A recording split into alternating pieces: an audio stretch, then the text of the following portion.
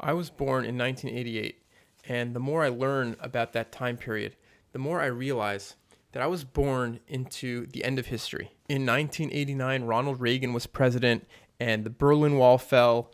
In 1991, there was the collapse of the Soviet Union, and there was a sense in America that the Western world had won, that liberal democracy, that capitalism had beat out communism, and that we were moving into like this time of like unprecedented peace and prosperity. The Vietnam War was well behind us from the 70s, and the new war that was on people's minds was the first Gulf War, which was just like this very easy, trivial victory against a tyrant, Saddam Hussein, liberating Kuwait. And around this time in 1992, the political scientist Francis Fukuyama, he published a very influential book titled The End of History and the Last Man. And he writes in that book, quote, that humanity has reached not just the passing of a particular period of post-war history, but the end of history as such. That is the endpoint of mankind's ideological evolution and the universalization of Western liberal democracy as the final form of human government. End quote. And over the course of my life, from that optimism that I was born into, it was the air that I breathed, it was in the ether all around me. Until today, a lot has changed.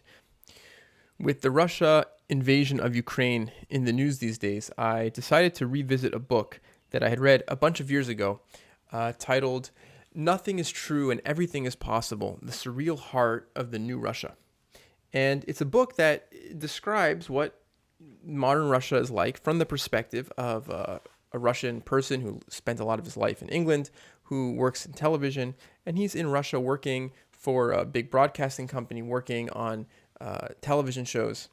And he's just documenting what he sees in terms of the media culture, the political culture, the art culture. And so one of the things that just stands out is so jarring and striking when reading this book is the experience of corruption in this modern Russia today. Just something which thankfully we're not so familiar with in America. You know, people talk about corrupt institutions in America, corrupt politicians. In Russia, this takes on a whole new meaning. You know, the author describes living in Russia and driving in Russia, and for him as a foreigner, the importance of having his papers on him at all time. The danger of not being caught without your passport, like the thought of potentially losing his passport can induce such panic because the possibility of getting stopped by the police, asked to see your papers, and the risk of not having that is so extreme in Russia. He talks about just driving in Russia as just being an obstacle course of corruption. How police officers are sort of extracting their rent. They'll change signs from one way to no entrance on you, just looking to stop you and take money or take bribes. I have some excerpts here from the book. There are so many little initiations, so many ways the system wraps itself around you. My latest had been a driving test. I would never pass, my instructor had explained, if I didn't pay a bribe. This month, $500, but about to jump to $1,000 if I didn't hurry. I protested that I wanted to learn and pass the test for real. He explained the traffic police would fail me until I paid up. End quote. And he just describes an entire economy, an entire language around bribes. Eskimos have so many words for snow. Who knows if that's actually true or not? But the point being, when snow is so pervasive, you have so much language for it. So in Russia, the language around bribes is so complex. There's so many words for bribes. There's so many ways to initiate a bribe. And you have to know all these things to be able to even operate in society. He describes this ridiculous scene where he has to do his driving test. And he paid the bribe. And his instructor is actually doing the driving for him in the car. And his job is just to smile and pretend that he's driving. And it's like this weird game that everyone knows he's playing. Like everyone knows he's paid a bribe. Everyone knows he's cheating on the test, but they're all just playing this insane, goofy game. And he has to lie and like make it look like he's actually driving when everyone knows he's not. It's completely absurd. And that's the theme of the book, this surreal heart of the new Russia. When talking about the traffic, the experience of waiting in traffic, he's in a taxi at this point. He's writing, quote, "Traffic becomes the expression of the stalemate at the center of everything. On the one hand, the free market means everyone can own a car. But on the other, all the cars are in jams because of the underlying social structure. The siren-wielding black, bulletproof Mercedeses of the big, rich, and powerful are free to drive against the flow of traffic, speed through the acid sludge, driven by modern-day barons who live by different rules. The sirens are the city's status symbol, awarded like knighthoods to the most loyal bureaucrats, businessmen, and film directors. As they pass us, the driver and I both grunt. United, I sense for a moment against a common enemy. Skipping a bit. But when we end our journey and I get out to go, he suddenly grabs my shoulder and pulls me around so we are face to face. His arm is strong and his grip hard. Don't worry, my brother, he tells me. We'll clean the streets of all the filth, all the darkies, the Muslims, and their dirty money. Holy Russia will rise again. End quote. And that's an example of sort of the inchoate and undirected sort of anger that pervades society, the sense that many people have that something is wrong, but the lack of a clear target where to point it at. He talks about, paying taxes. He tells a story of his friend who has a television business, and there's all this backroom dealing around taxes. And he asks his friend, why don't you just pay your taxes? And the friend laughs at him and says, if I paid the taxes, there'd be no money left over. And all these taxes are not going to pay for roads. They don't go to fund anything. They just line the pockets of these, tax collectors and oligarchs. Every year there's this ritual, apparently, where millions and millions of young Russian men are trying to evade the draft because there's obligatory military service. And it's known that it's a horrendous military service. It's characterized by extreme hazing that results in unnecessary deaths, in just a total abusive experience where these people are cut off from society, cut off from their families, almost no communication. And it's just, no one wants to do that. Some people do it. But for the most part, the young men in this society do everything they can to avoid it. And he describes these crazy hoops people have to do to hide, to fake insanity, to pay the right people off, these expensive bribes, all to avoid the draft. Our author, Peter Pomerantsev, writes as follows, quote, "This is the genius of the system. Even if you manage to avoid the draft, you, your mother, and your family become part of the network of bribes and fears and simulations. You learn to become an actor playing out his different roles in his relationship with the state, knowing already that the state is the great colonizer you fear and want to avoid or cheat or buy off. Already you are semi-legal, a transgressor, and that's fine for the system. As long as you're a simulator, you will never do anything real. You will always look for your compromise with the state, which in turn makes you feel just the right amount of discomfort, whichever way you're hooked." And it's within this context that our author talks a lot about television and the role that television and mass media plays in society. Of course, the television is state-run. It's run by the Kremlin. And at the center of this state-run propaganda machine is, of course, the president, Vladimir Putin. He writes, quote, "The first thing the president had done when he came to power in 2000 was to seize control of television. It was the television through which the Kremlin decided which politicians it would allow as its puppet opposition, what the country's history and fears and consciousness should be. And the new Kremlin won't make the same mistake the old Soviet Union did. It will never let TV become dull. The task is to synthesize Soviet control with Western entertainment, mixing show business with propaganda, ratings with authoritarianism. And at the center of the great show is the president himself, created from a no one, a gray fuzz via the power of television, so that he morphs as rapidly as a performance artist among his roles of soldier, lover, bare-chested hunter, businessman, spy, tsar, Superman. The news is the incense by which we bless Putin's actions, make him president, TV producers and political technologists like to say." End quote. And one of the just fascinating things about the society is the fact that Vladimir Putin is very popular.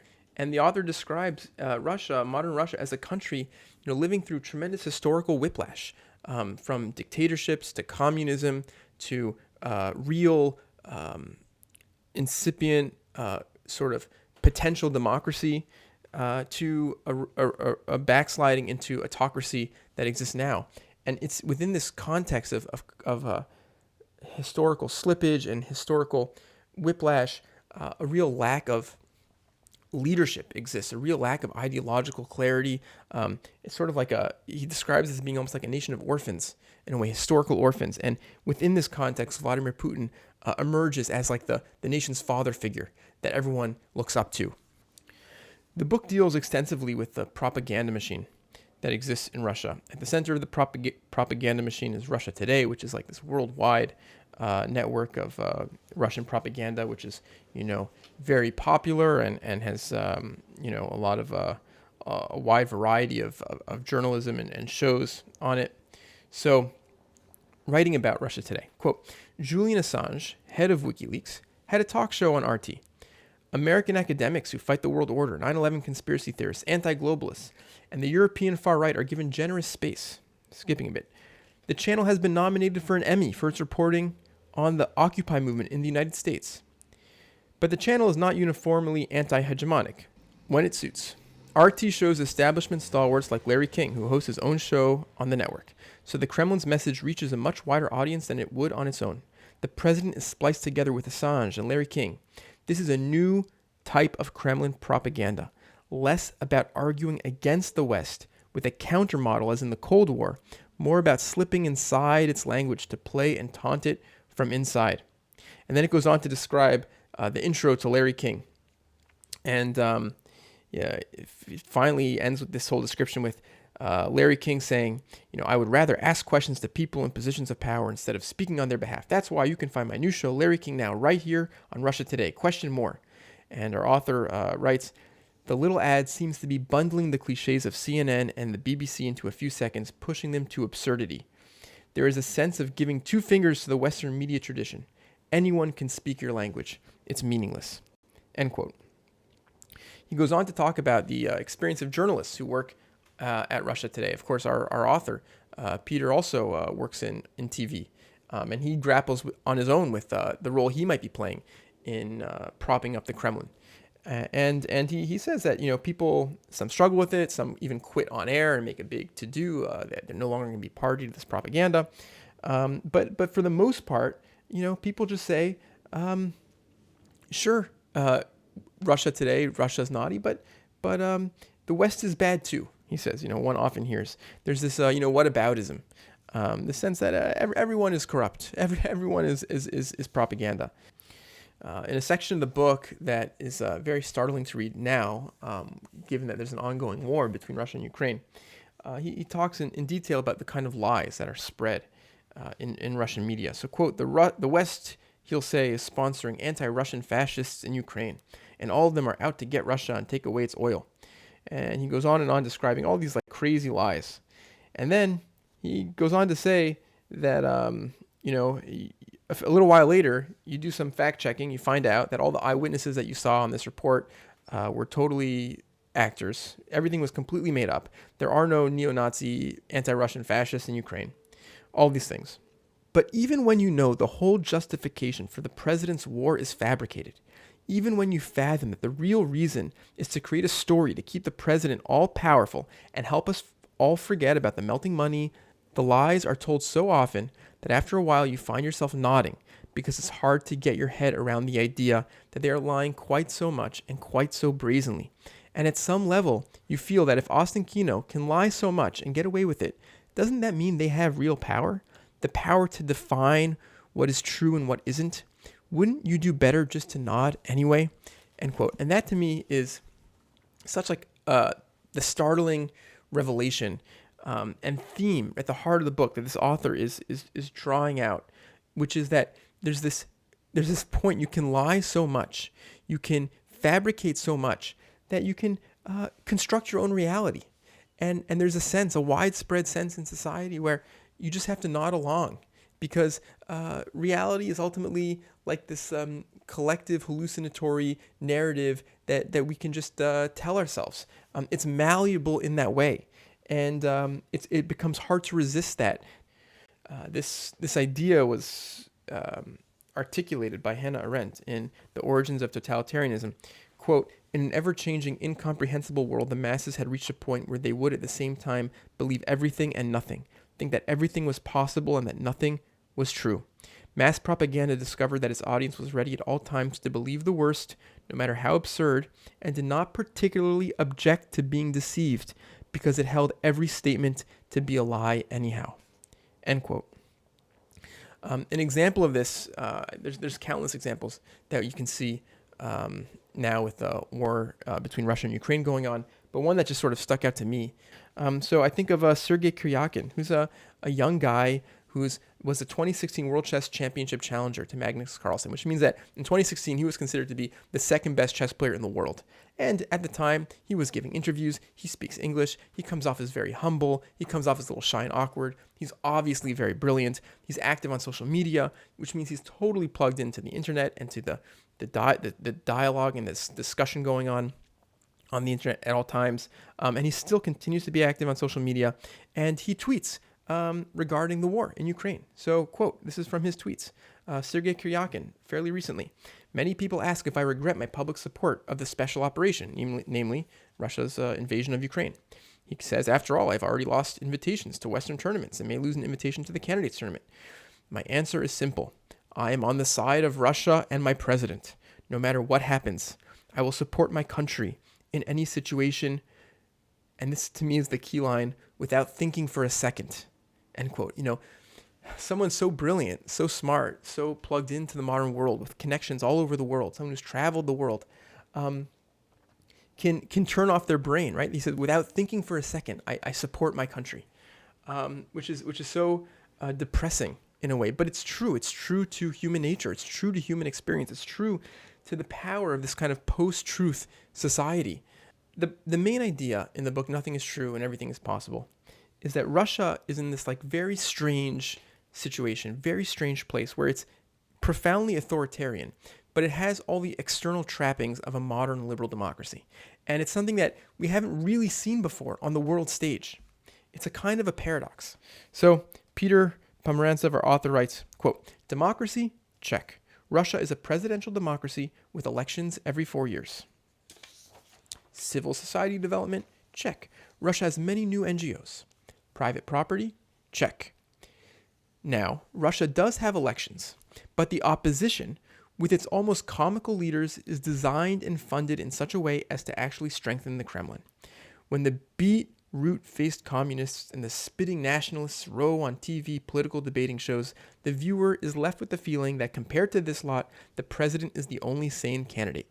And Russia does have non-governmental organizations, representing everyone from bikers to beekeepers, but they are often created by the Kremlin, which uses them to create a civil society that is ever loyal to it. And though Russia does officially have a free market, with mega corporations floating the record-breaking IPOs on the global stock exchanges, most of the owners are friends of the president, or else they are oligarchs, who officially pledge that everything that belongs to them is also the president's when he needs it. And this is the key line. This isn't a country in transition, but some sort of postmodern dictatorship that uses the language and institutions of democratic capitalism for authoritarian ends. End quote. And it's fascinating to read about the experience of living in the society, the psychological experience, like what it does to a person, what it does to your soul. And another place, our author talks about how the language of human rights and democracy has been totally appropriated by the Kremlin, by propaganda, that they mean nothing anymore. No one can use those terms when talking about Russian society. And he says the rage that exists is more inchoate, hatred of cops, the army, blame it all on foreigners. He continues, some teens, the anarchists and artists, have started to gather and protest, rushing out of the metro and cutting off the roads and the main squares. They call their gatherings monstrations and carry absurdist banners. The sun is your enemy. We will make English Japanese. Efyatko Lunknu for president. The only response to the absurdity of the Kremlin is to be absurd back. He gives more examples of what these people do. Running through the streets, kissing policewomen, setting cockroaches loose in a courtroom, graffitiing a penis on the underside of a bridge in St. Petersburg, etc. In any other culture, this might seem flippant. In this society of spectacle and cruelty, it feels like oxygen. Last example of this theme in the book is describing the propaganda, describing the president talking to workers and, spouting conspiracy theories. And he says, again, as we've seen before, you find out quickly that the workers didn't exist. They were just actors. The conspiracy theories are all nonsense. The whole thing is a piece of play acting organized by local political technologists. The TV spinning off to some place where there is no reference point back to reality, where puppets talk to holograms when both are convinced they are real, where nothing is true and everything is possible, and the result of all this delirium is a curious sense of weightlessness. End quote. There are a lot of ways to track democratic backsliding in America. You can track the role of unaccountable dark money in American politics over time, and the Supreme Court case Citizens United, the impact that had on that. And you could read the book Dark Money by Jane Mayer, for example, on that topic. You can talk about the gutting of the Voting Rights Act in Shelby versus Holder, and what that did in terms of allowing all sorts of voter suppression tactics and the purging of voter rolls. You could talk about the fact that in recent memory, we had two presidents, George W. Bush and Donald Trump, who both lost the popular vote while winning the presidency.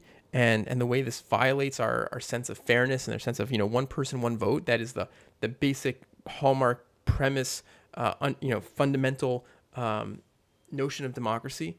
You could talk about the rise of gerrymandering, and the book about that is called Rat Fucked, which is just the way that Republican operatives during the Obama years totally rewrote the map and allowed huge incumbency advantages for politicians and profoundly distorted democracy. You can talk about the obstructionist tactics that we've seen recently, increasingly by Republicans, like when Mitch McConnell said that his main job, he saw his primary job in the Senate was to make Obama a one-term president, and the way that played out in the shutting down of government. You could talk about Merrick Garland, the Supreme Court nominee of Obama, whose seat was stolen by Republicans, and the way in which that was not just a huge distortion of the democratic process, but a major abrogation of norms in American democracy. And these norms are ultimately what we rely on for our government and democracy to function. And this list goes on and on. But I think the most clear, the most stark example is just the big lie, which is this lie that Donald Trump has been promulgating and has been in the mouth of so many Trump supporters, including the wife of our Supreme Court Justice Clarence Thomas. And you see senators and congressmen and congresswomen echoing this as well, which is that Trump didn't really lose the election. And it wasn't a surprise, because Trump, when asked before the election if he would commit to a peaceful transition of power, if he would concede the election if he lost, he refused to answer that question. He never committed to a peaceful transition of power. And we know that he gave a speech on the day of January 6th telling his supporters to fight like hell at the Capitol. And there's just no question that democracy has never been more fragile in America. And if in case you would think for a second that this was a temporary phase in America, as if temporary phases like this would ever exist in history, as if that's like the way these things work. But if you wanted to believe that, well, you have to reckon with the fact that Trump, after 4 years of his presidency, what he put out there, he got 10 million more votes in 2020 than he did in 2016. And so it's clear that we're moving in a very illiberal, anti-democratic direction in this country, and it's very depressing and heartbreaking and troubling. And there's countless examples of this, but just obvious lies where the lying is the point. The war on truth is the point. Getting to the sense of weightlessness, where we're no longer constrained by reality. And of course, there's so much conspiracy theories from Trump himself, the birther movement, global warming is a Chinese hoax. It goes on and on. But the conspiracy theories are the point. And when we think even about like science denial of climate change, or belief that vaccines are dangerous, or the anti-vax movement, which is so popular, it expresses this movement, this process, this historical, social, cultural process in the direction of liberating ourselves from truth, from reality, of moving into this world of nothing is true and everything is possible. Hi guys, I just want to take another shot at finishing this video, and I guess what I'm trying to say is that a book like Nothing is True and Everything is Possible gives us a lens, gives us a language for thinking about so much of what we're seeing on the American political landscape today. So, for example, when the first press conference that Trump gives after he's inaugurated as president, Sean Spicer comes out and he lies to the press saying that Trump's inauguration crowd was like bigger than Obama's, or like one of the biggest inaugurations of all time. Or thinking just about the big lie, which is the lie which is just growing and metastasizing in American politics today, which is this lie that Trump didn't really lose the election. And it's a lie that we're seeing other politicians adopt. And if we learn anything from history, it's that these things are never just blips. You know, trends like this, they build momentum, they build steam, and they metastasize, and they grow over time. There's no reason to think that it's just going to stop or go away. That's just not the way these things work. When growing up, there was again this optimism, this sort of messianic sense that we were at the end of history. But of course, that's not the way history works. History is a pendulum, um, and public perceptions around democracy and winners and losers in democracy that comes for a time, and then history is cyclical, and people change their minds about what they want to see. And I think we're in the middle of that process now.